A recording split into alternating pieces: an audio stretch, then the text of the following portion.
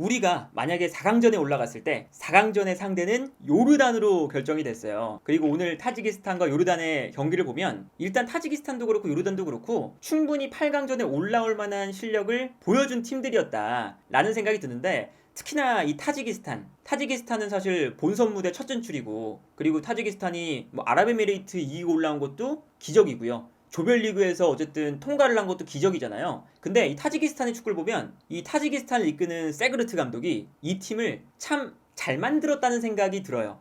그래서 이제 어쨌든 타지키스탄의 기적은 여기서 끝났지만, 이 팀에 대해서 우리가 관심 있게 한번 지켜볼 만한 포인트들은 바로 이런 겁니다. 이 장면 보시면 이 팀이 준비가 된 패턴이 있거든요. 오른쪽에 있는 선수가 중앙 지역에 있는 선수에게 패스를 합니다. 근데 이렇게 되면 이제 어떤 상황이 발생을 하면요, 볼을 잡는 선수가 바라보는 방향이 있죠. 반대편을 바라보고 있어요. 그리고 반대편에 뛰어나가는 선수가 한 명 있습니다. 그래서 이 패스가 일단 짜여진 패턴이에요. 한쪽 측면에서 중앙 지역으로 줄 때 중앙 지역에서 볼을 받는 선수가 반대편을 바라보고요. 그 공간에 무조건 한 명의 선수가 뛰고 있습니다. 그러면 패스를 보내주는 속도가 빨라지죠. 볼을 잡자마자 바라보는 지역에 선수가 뛰어나가면 원터치로 내어줄 수가 있잖아요. 딱 이런 장면이 나와요. 볼을 받는 선수가 받자마자 자기가 바라보는 곳에 한 명의 선수가 뛰고 있으니까 이 공간으로 볼을 받자마자 생각하지 않고 짜여진 패턴, 원터치로 넘겨줍니다. 이 패턴이 정말 순식간에 일어나니까 요르단의 수비가 이거에 대해서 대응을 못하는 거예요. 이게 참 짜여진 패턴이 잘 만들어졌다는 거고, 이 뒷공간으로 들어가면서 완전히 이 공간을 무너뜨리죠.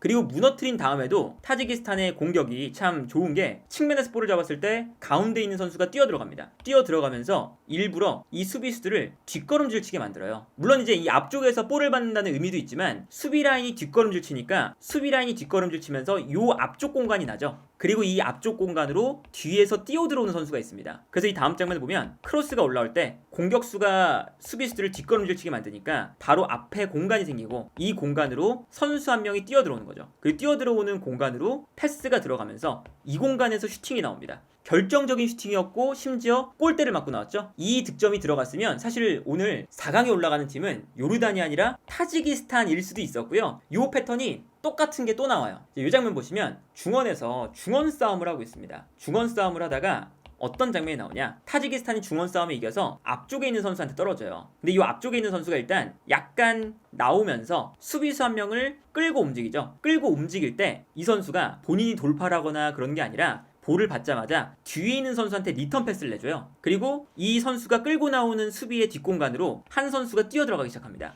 아까랑 정말 비슷한 장면인데, 그래서 이 다음 장면을 보면 볼을 리턴 패스를 받은 선수가 반대편을 바라보죠. 반대편을 바라봤을 때 아까 말씀드렸던 뒷공간으로 뛰어 들어가는 선수가 이미 있어요. 그래서 이 장면도 볼을 받자마자 반대편에 내가 바라보는 방향에 선수가 있으니까 바로 시간을 지체하지 않고 패스를 넘겨줄 수 있죠. 이 타이밍이 정말 중요하거든요. 어쨌든 이 패스가 들어가는 것과 뛰어 들어가는 선수의 눈이 맞는다는 거, 계획된 패턴이 있다는 게 이래서 참 중요한 거고, 또 뒷공간이 무너져요. 근데 이게 아까 봤던 패턴과 지금 패턴이 방향만 바뀌었지 똑같죠? 측면에서 중앙으로 보내주고, 중앙에 있는 선수가 볼을 받을 때 앞을 바라보는 순간 그 공간으로 누군가 뛰어 들어가고 있고, 그래서 시간을 지체하지 않고 바로 패스를 보내준다. 이런 움직임들이 참 타지키스탄이 준비가 잘 된 팀이다. 그리고 이 세그르트 감독은 아마 이번 대회가 끝나고 더 좋은 곳으로 올 것 같다는 생각은 분명하게 듭니다. K리그나 J리그나 뭐 이런 데가 될 수도 있고, 아니면 뭐 중동 쪽이 될 수도 있고, 어쨌든 이 세그르트 감독의 능력을 볼 수가 있었고, 반면에 요르단은 이 요르단이 가지고 있는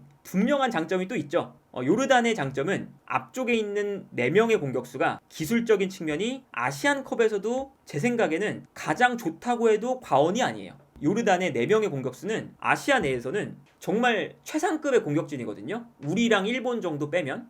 그리고 이 4명의 공격수가 모두 다 측면과 중앙을 오갈 수 있는 선수들이죠. 그리고 이 왼쪽에 이 알 마르디란 선수도 왼쪽 측면 공격수예요, 사실. 그래서 이 4명의 선수가 일단 공격을 하는데, 알 마르디가 오른발을 쓰거든요. 중앙으로 들어오면 알리 올완이 왼쪽으로 빠지거나, 알나이무트가 오른쪽으로 빠지면 타마리가 중앙으로 들어오거나, 이 스위칭 플레이가 계속 이루어져요. 이게 이제 아무래도 개개인의 능력이 좋다, 출중하고, 이 4명의 공격수가 이제 어쨌든 스위칭 플레이도 가능하니까, 여기서 이제 좋은 건 뭐냐면 이 4명의 선수 중에 한 명이 좀 부진해도 나머지 3명 중에 한두 명만 괜찮으면 공격이 꽤나 날카로워요. 이게 뭐 요르단의 가장 큰 강점이라고 할 수가 있거든요. 특히나 이 요르단의 장점은 우리가 4강 갔을 때도 조심해야 되고 이미 요르단을 만나봤지만 상대가 공격적으로 올라왔을 때 저 4명의 공격수가 뛰어나가면서 드리블을 활용하는 개인 능력을 활용하는 그런 모습이 정말 뛰어납니다. 이 장면 보시면 아무래도 요르단이 한 골을 넣은 다음에는 약간 수비 쪽에 선수가 많아요. 그리고 타지키스탄이 올라올 때 끊어내서 걷어냈습니다. 걷어냈을 때 앞쪽에 알타마리가 약간 내려와서 볼을 받죠. 볼을 받은 다음에 뛰어나가는 선수가 중앙에 한 명 있고요. 반대편에도 한 명 있습니다. 3명의 선수가 일단 뛰어가는 거예요. 그리고 알타마리가 볼을 받아서 세컨 볼을 내주고 본인은 다시 뛰어 들어가요. 그래서 3명의 선수가 일단 뛰어 들어가는 거거든요. 그리고 뛰어 들어갈 때 알타마리가 가운데로 들어와서 내려오니까 중앙에 있었던 알리 올완이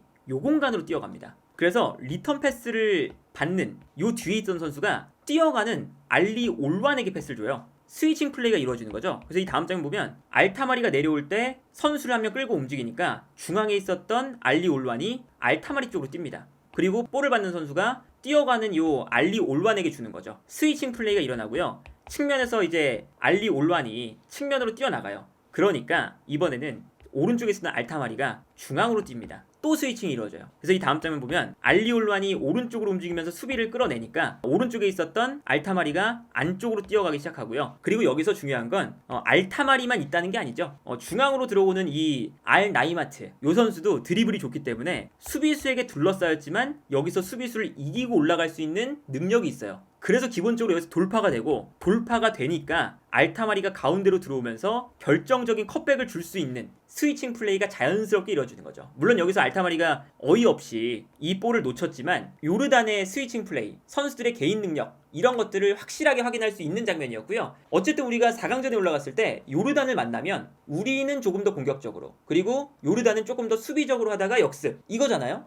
그렇기 때문에 저런 패턴이 많이 나올 거고 우리가 4강전에 올라갔을 때는 저 앞쪽에 있는 4명의 선수들을 충분히 경계해야 될 이유가 바로 여기에 있다. 그런데 오늘 어쨌든 뭐 우리한테는 희소식은 4강전에 올라갔을 때 요르단의 주전 선수가 2명 못 나옵니다. 2명. 오늘 선발에 나온 선수 중에 3명의 선수가 옐로 카드를 받았는데 왼쪽 센터백인 아잘린 그리고 왼쪽 측면 공격수인 알리 올완 2명의 선수가 옐로 카드를 받았어요. 근데 이 두 선수가 요르단에서 핵심 멤버들입니다. 그래서 우리가 4강전에 갔을 때는 그래도 저 두 선수가 빠져버리면 요르단 상대할 때 훨씬 더 수월하거든요. 그러니까 알리 올완 같은 경우에는 어떤 선수냐? 아까 말씀드렸던 요 4명의 요르단의 판타스틱 4, 요 멤버 중에 한 명이고 이 알리 올완이 알타마리, 알나이마트, 마르디 요 3명과 다른 이유는 피지컬이 이 선수가 그래도 가장 좋아요. 그래서 이제 9번을 달고 있는 거기도 한데 이 선수가 측면에 있다가 알나이마트가 빠져들어갈 때 중앙으로 들어가서 중원에서 이제 볼을 경합해주는 이런 역할을 또 잘하거든요. 알리올완. 이 선수가 경고 누적으로 못 나오기 때문에 어쨌든 뭐 이 4명의 요르단의 판타스틱 4 중에 한 명이 못 나오는 거고 플러스 요 아잘린이라는 선수는 이번 대회에서 역시나 전 경기 선발 출장하고 있습니다. 근데 이 선수의 특징은 뭐냐면요. 요 왼쪽 윙백에 알마르디 이 선수가 아까 말씀드린 것처럼 원래 왼쪽 측면 공격수예요. 오른발을 써서 원래 접고 들어오는 선수거든요. 근데 이 측면 공격수를 윙백으로 쓸 수 있는 이유가 요 아잘린이라는 선수가 있기 때문입니다. 이 아잘린은 중앙 수비수도 되고요. 그리고 왼쪽 풀백도 볼 수 있는 선수예요. 그래서 이제 저 알마르디를 왼쪽에 쓸 수 있는 게 알마르디가 그냥 공격적으로 올라가 버려도 아잘린이 왼쪽을 커버하면서 포백이 됩니다. 요게 이제 요르단의 전술이거든요. 한쪽 측면 윙백은 그냥 높게 올리고 차라리 이 왼쪽 센터백 자리에 풀백을 겸할 수 있는 선수를 배치해서 이렇게 포백을 만든다. 근데 이 선수가 빠지잖아요? 그러면 이런 전형이 잘 안 만들어질 가능성이 높죠. 만약에 알마르디가 좀 올라갔을 때 요 아잘린 자리에 이 아잘린의 역할을 잘하는 선수가 없다. 그러면 이 마르디가 있는 요 공간, 이 공간이 요르단의 약점이 될 수도 있는 거죠. 그래서 그런 걸 생각을 해보면 일단 우리가 4강전에 올라갔을 때 이제 아쉬운 건 약간 타지키스탄이 득점할 수 있는 기회가 좀 있었거든요. 근데 타지키스탄이 어쨌든 득점을 못했기 때문에 연장전에 갔으면 우리가 4강전에 올라갔을 때 저 요르단이 약간 지쳐서 올라왔을 수가 있는데 어쨌든 요르단이 90분 내에 경기를 끝냈고 심지어 마지막에는 약간 체력 관리도 좀 했어요. 몇 명을 빼면서 그런 게 이루어졌기 때문에